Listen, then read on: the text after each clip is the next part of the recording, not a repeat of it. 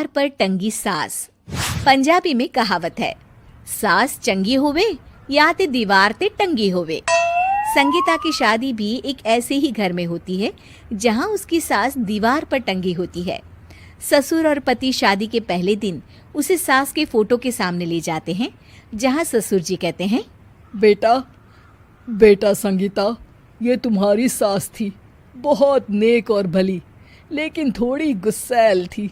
गुस्सा आने पर सब तहस नहस कर देती थी, पर अब ये इस दुनिया में नहीं है। हाँ संगीता, माँ होती तो तुम इनकी कोई बात टाल नहीं सकती थी, वरना तो माँ घर में भूचाल ले आती। संगीता मन में खुश होती है कि अच्छा है कि ऐसी औरत अब इस घर में नहीं है, लेकिन दिखावे के लिए वो जैसे ही सास की फोटो के सामने हाथ जोड़कर खड़ी होती है, ये क्या? सास उसे देखकर मुस्कुराने लगी। संगीता आंखों को मलकर एक बार फिर से देखती है, लेकिन फिर सास के चेहरे का भाव, भंगिमा यानी एक्सप्रेशन बिल्कुल बदले होते हैं। वो अपने पति और ससुर को कहती है, माँ की तस्वीर तो स्माइल कर रही है। ना बेटी, ये कैसे संभव है? जरूर तुम्हें कोई गलती हुई होगी, ऐसा कैसे हो सकता है?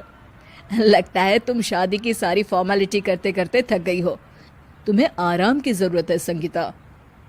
खैर, सारे संगीता की बात को इग्नोर कर कमरे में चले जाते हैं। वैसे सास की फोटो पर एक्सप्रेशन एक के बाद एक बदलते ही रहते हैं। सुबह होती है, पति और ससुर को काम पर भेजकर संगीता कमरे की सफाई करने में लग जाती है कि तभी उसे आवाज आती है, टेबल ठीक से साफ करो। ऐसे भी कोई टेबल साफ करता है? इससे अच्छा तो ये गंदा ही था। किसी औरत की आवाज सुन संगीता दंग रह जाती है और सोचने लगती है कि आवाज कहाँ से आई।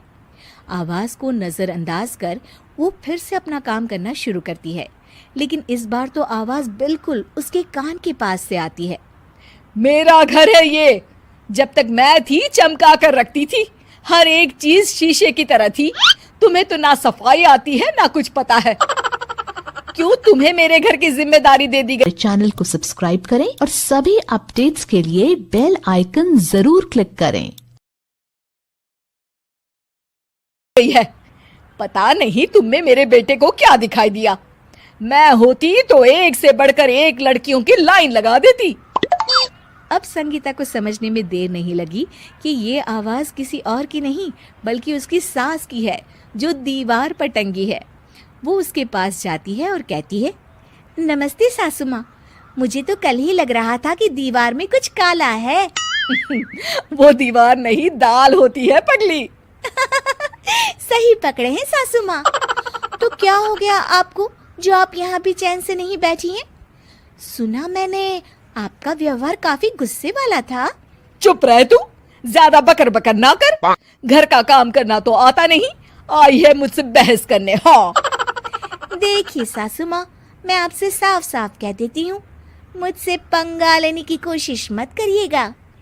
तभी पीछे से संगीता का पति आता है। अरे संगीता, किससे बात कर रही हो? कौन है वहाँ? संगीता की सास की फोटो फिर से पहले जैसी हो जाती है। आपकी माँ से कह रही थी कि मुझे काम करना आता। अरे संगीता, माना सास के ताने हर बहू को अच्छे लगते हैं, लेकिन यहाँ तो माँ है ही नहीं। तुम तो फोटो से ही तुम भी लाजवाब हो संगीता। किसी को विश्वास नहीं होता कि संगीता अपनी मरी हुई सास की फोटो से बात करती है। वहीं आए दिन संगीता की सास संगीता को किसी न किसी बात पर आते जाते ताने देती। संगीता को भी अब सास के तानों और उनसे बात करने की आदत हो गई। वो कभी खानदान की कहानी तो कभी तीज त्योहार कैसे मनाए या किसी व्यंजन की रेसिपी सास से ही पूछती। सारा दिन घर में अकेली संगीता की सास अब उसके लिए तानों के साथ पक्की साथी की तरह भी रहने लगी थी, जो किसी और को नहीं बल्कि संगीता को ही सुनाई देती। तो देखा आपने, सास बहू का रिश्ता हर रिश्ते से ऊपर होता है, फिर चाहे वो खट्टा हो या मीठा। आपको हमारी ये कहानी पसंद आई होगी। कृपया हमारे चैनल को सब्सक्राइब करें और सभी अपडेट्स के लिए बेल आइकन जरूर क्लिक करें। और हाँ, वीडियो लाइक और शेयर करना मत भूलिए।